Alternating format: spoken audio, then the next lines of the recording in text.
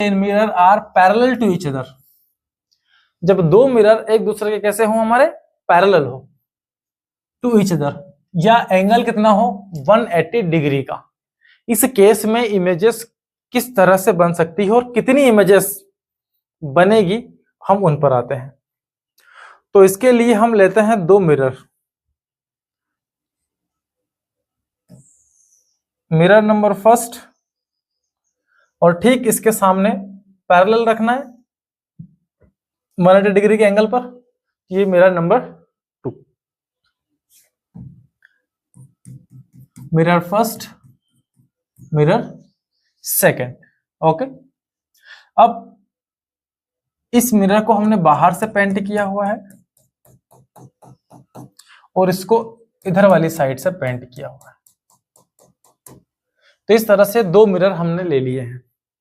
अब इनके हम कहीं किसी सेंटर पर मान लेते हैं, मान लीजिए हमने इन दोनों मिरर के सेंटर में ये एक पॉइंट ऑब्जेक्ट यहां पर रखा है।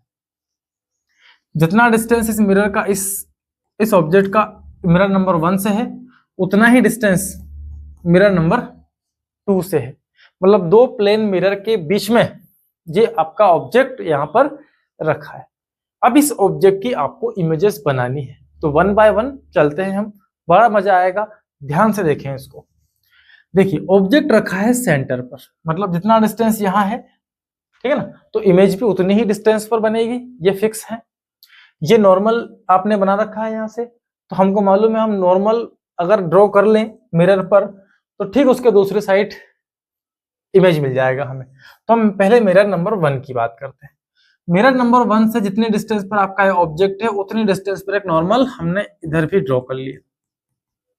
जितना डिस्टेंस ये है उतना ही डिस्टेंस ये लिया, और इसकी इमेज नंबर 1 आपको यहां मिल गई। इस मिरर M1 के लिए ये ऑब्जेक्ट है जिसकी इमेज यहां पर है।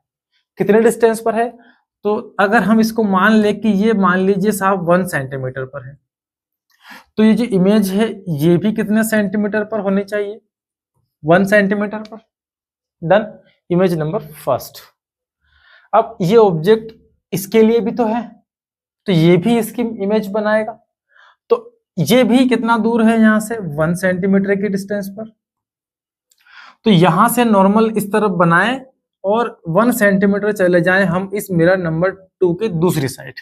जितना डिस्टेंस इधर है उतना ही डिस्टेंस हमने यहां ले लिया।